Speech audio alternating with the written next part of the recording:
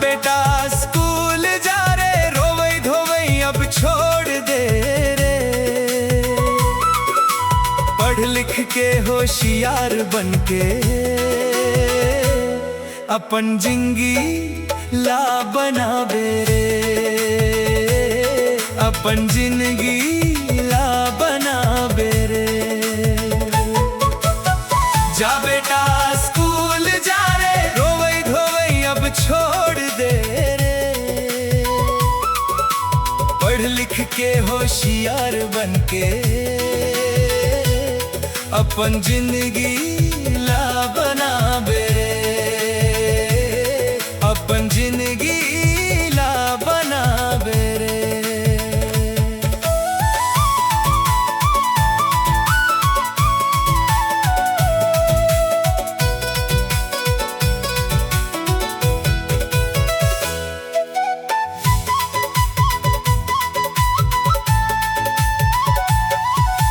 किताब कॉपी संग लेके रोज स्कूल ते जावे रे।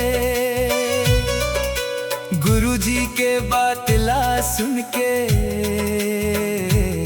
नवा नवा ज्ञान पावे रे। मेहनत के रत्ता में चल के आगे बढ़ते जावे रे। पढ़ लिख के होशियार बन के बड़ा आदमी बन जावे रे।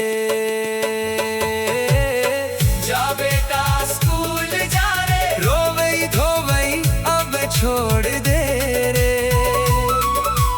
पढ़ लिख के होशियार बन के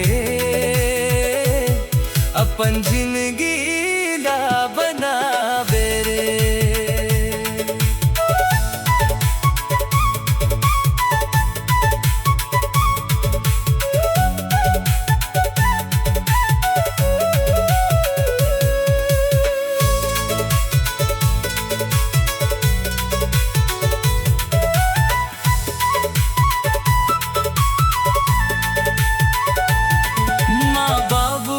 आँखी के सपना एक दिन सच कर जाबे रे। पढ़ी लिखई के रद्दा मचल के ऊंचा नाम कमाबे रे। गुरुजी के आशीष पाके विद्या के धन कमाबे रे। तोर सपना मनला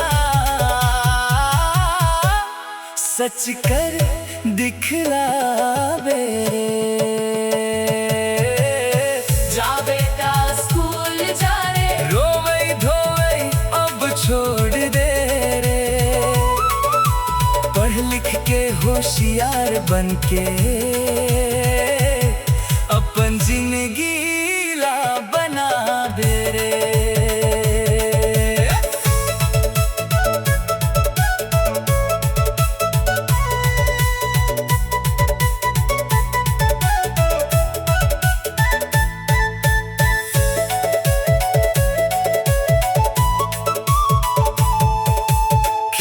कूद में आगे रहिबे, अपन हुनर देखाबे रे।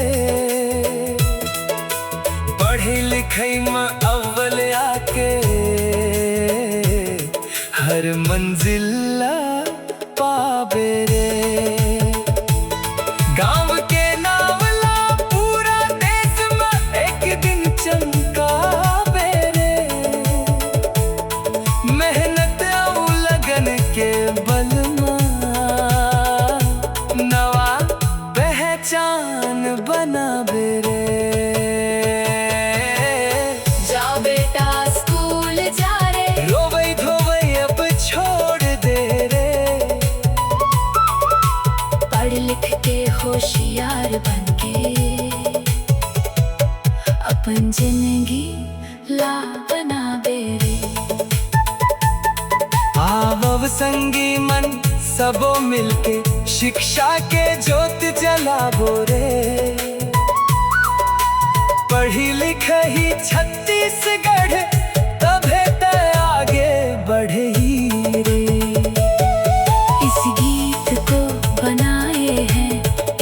इंद्रजीत राजवाड़े।